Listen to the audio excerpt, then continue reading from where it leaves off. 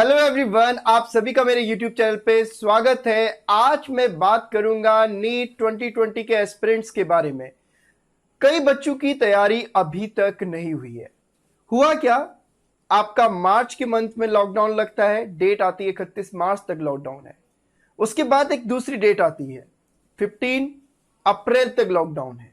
उसके बाद यह खबर आती है कि एग्जाम को पोस्टपोन कर दिया जाएगा। एग्जाम की नई डेट आती है आपकी जुलाई में, 26 जुलाई 2020। और उसके बाद फिर से एक नई डेट आ जाती है 13 सितंबर 2020। हुआ ये कि जो नीट एस्पिरेंट्स हैं, जो नीट की अभी तैयारी कर रहे हैं, वो उनकी जो एक स्ट्रैटेजी है वो तितिर बितिर हो गई। वो पर्टिकुलर इस तरीके से तैयार नहीं कर पाए क्योंकि एक तय तिथि यहाँ पे नहीं थी। तो बच्चों को कई उनका जो पूरा एक आइडिया होता है किस तरीके से मैं प्रिपेयर करूंगा, इतने नंबर ऑफ डेज में मैं इसको खत्म करूंगा, वो सारा गड़बड़ हो गया। तो आज की डेट में मैं इसी को ओवरकम करने के लिए आपके लिए सॉल्यूशन लेके आया हूं। पर्टिकुलर सब्जेक्ट की बात करें, बायोलॉजी। बायोलॉजी वो सब्जेक्ट है जो हर एक नीट का एस्पिरेंट्स इग्नोर करता है और ये सोचता है कि ये बायोलॉजी तो मेरे जेब में पड़ी हुई है, इससे तो नंबर कोई कटना है ही नहीं। और होता क्या है, बायोलॉजी ही वो सब्जेक्ट होता है, क्योंकि आप वेटेज देखिए, इसका 50% वेटेज है नीट के एग्जाम में। बायोलॉजी में आपके एग्जाम में जो रियल एग्जाम में स्कोर आता है वो 280 260 के बीच में सिमट जाता है। अब इसको ओवरकम करने के लिए, इसको 320 330 340 तक लाने के लिए आज मैं आपको स्ट्रेटेजी बताता हूं। मैं बात करूंगा क्लास 11th की बायोलॉजी और क्लास 12th की बायोलॉजी। दो किताबें आपको पढ़नी है, एक क्लास 11th की और एक क्लास 12th की। क्लास 11th की बायोलॉजी की अगर मैं नंबर ऑफ यूनिट्स की बात करूं, total number of units 1 2 3 4 5, 5 units आपकी क्लास 11th में है। अगर नंबर ऑफ चैप्टर्स की बात करें तो 22 है, 22 नंबर ऑफ चैप्टर है। अगर क्लास 11th की एनसीईआरटी के नंबर ऑफ पेजेस की बात करें तो नंबर ऑफ पेजेस है हमारे 342, यानी कि 342। अब जो दूसरी किताब आपको पढ़नी है वो क्लास 12th की बायोलॉजी है, और क्लास 12th की बायोलॉजी में भी आपकी 5 यूनिट है, unit 6, unit 7, unit 8, unit 9, unit 10। और टोटल नंबर ऑफ चैप्टर्स हैं 16, यानी कि 16 पूरे इसमें अध्याय दिए गए हैं कक्षा 12 की जीव विज्ञान की किताब में। और टोटल नंबर ऑफ पेजेस की बात करें तो बहुत ही सिंपल है, 286, राइट। मैंने इसमें पूरे पेजेस काउंट किए हैं, जिसमें क्वेश्चंस आंसर भी दिए हैं या आपकी एक्सरसाइज भी दी है, वो पेपर भी मैंने इंक्लूड किए हैं। तो अगर मैं क्लास 11th और क्लास 12th के नंबर ऑफ पेजेस को सम अप कर दूं तो ये हो गया 342 प्लस 286, और इनको हम जोड़ने पे जो कुल योग आएगा वो आएगा 628, यानी कि कुल जो पन्ने हैं वो 628 पन्ने आपको पढ़ने हैं। और ये 628 पन्ने आपको 6 करोड़ का मालिक बना सकते हैं। आप जीवन की इस इंपॉर्टेंस को समझिए। आप जिस फेज में लाइफ में, अगर आपने यहाँ पे सीरियसली अपने कैरियर को एग्जीक्यूट किया तो अनडाउटली आप अपने कैरियर में बहुत अच्छा करेंगे। एक बात सुनिए, ये जो एज होती है, जो टीन एज, जिस एज में आप लोग हैं इस समय, जो म्यूजिक है, जो गाना है, उस गाने की जो आप लिरिक्स की गहराई तक जाते हैं, इतनी ही गहराई तक आपको पढ़ाई पे जाना है। आपको बायोलॉजी की एनसीईआरटी की जो लाइन्स है वो लिरिक्स समझ के उतना ही अच्छे से आपने समझना है। तो टोटल नंबर ऑफ पेजेस हो गए 628 of your class 11th and class 12th। और नंबर ऑफ डेज अगर रिमेनिंग बचे 34, यहां पर मैं जो लास्ट डे इंक्लूड कर रहा हूं वो कर रहा हूं 10 सितंबर को, क्योंकि 13 सितंबर को तो एग्जाम है। तो 10 सितंबर आज जब मैं वीडियो रिकॉर्ड कर रहा हूं तो 34 डेज हैं।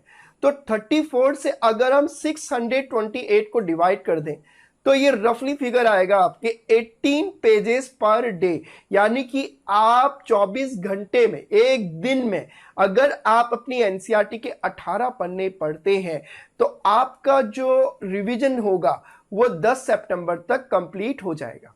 देखिए, ऐसा करने से फायदा क्या है, एक तो हमें ना ये पेन नहीं होगा, ये हमें टेंशन नहीं होगा, इस चीज का हमें टेंशन नहीं होगा कि मेरे एग्जाम डेट तक मेरा रिवीजन हो पाएगा या नहीं हो पाएगा। कई बार क्या होता है, एक दिन में हमने 30 पढ़ने पढ़ लिए, अगले दिन हमने नहीं पढ़ा, या फिर मैंने आज 5 पढ़ने पड़े। तो इस वजह से एक दिमाग में एक स्ट्रेटेजी, एक फोबिया डेवलप हो जाता है कि एग्जाम की डेट तक मेरा रिवीजन होगा या नहीं होगा।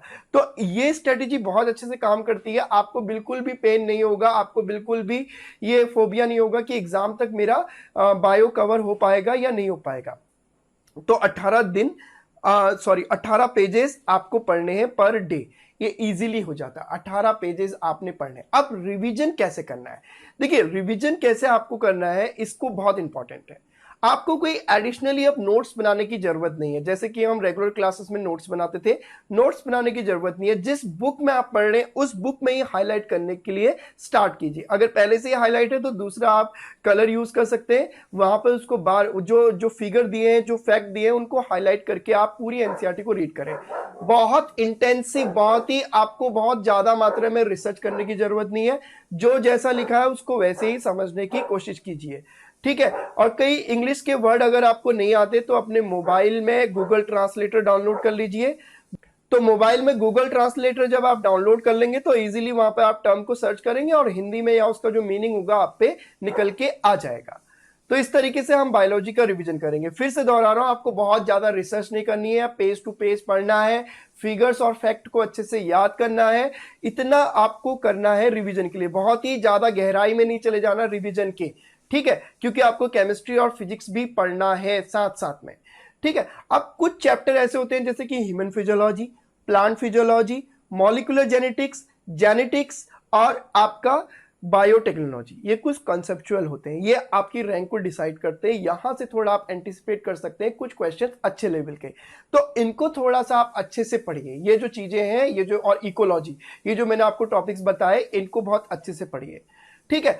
अब देखिए एक चीज मैं आपको बताता हूं, आप अपने दिमाग में ये परसेप्शन लेके जाइएगा एग्जाम में कि नीट में बेसिक क्वेश्चन ज्यादा पूछे जाते हैं, एवरेज क्वेश्चन जो होते हैं या इजी क्वेश्चंस होता है उनका वेटेज ज्यादा होता है। अब होता क्या है, हमारी जब प्रिपरेशन कराते हैं, जब हम खुद प्रिपेयर कर रहे होते हैं, हम किसी टेस्ट सीरीज को दे रहे हैं, उस टेस्ट सीरीज में मैक्सिमम क्वेश्चन जो दिए होते हैं बायोलॉजी के वो टफ दिए होते हैं, कंसेप्चुअल दिए होते हैं। वहां पर रेनिन की स्पेलिंग चेंज कर देगा, या फिर वो आपसे इस टाइप के क्वेश्चन पूछेगा कि एक 17 इयर्स के बच्चे का, एक 17 इयर्स का कोई व्यक्ति है, उसका डेंटल फॉर्मूला क्या होगा। तो इस टाइप के जो कंट्राडिक्टरी क्वेश्चन होते हैं वहां पे हर इस तरीके से पूछा जाता है, कहां, टेस्ट सीरीज में। लेकिन जो रियल एग्जाम में आता है, रियल एग्जाम का मैं आपको बेसिक चीज बताता हूं क्या क्या आता है, किस तरीके का लेवल रहता है। देखिए पहले तो आप नीट का फुल फॉर्म जानिए, national eligibility cum entrance test. इस एग्जाम से यह तय होता है कि आप एक डॉक्टर बनने लायक हैं या नहीं है। आपको किसी भी मेडिकल कॉलेज में एडमिशन इसी एग्जाम को क्वालिफाई करके ही मिलेगा। तो बेसिकली क्वालिफाइंग एग्जाम है, और क्वालिफाइंग एग्जाम कभी भी टफ नहीं बनाया जाता। तो मेरा बेसिक मतलब यह है। अब देखिए इस एग्जाम में किस क्वेश्चंस का कैसा वेटेज रहता है। जो इजी क्वेश्चन रहेगा, इजी क्वेश्चन मतलब बहुत ही इजी, राइट, वो हमारे रहते हैं 20%। एवरेज क्वेश्चन की वेटेज की बात करें तो 70% आपके एवरेज क्वेश्चन रहते हैं, जो बिल्कुल आपकी एनसीईआरटी से होते हैं। हल्का सा भी आप उसको पढ़ा होगा, आपको याद होगा, आप सही ऑप्शन को क्लिक कर जाएंगे।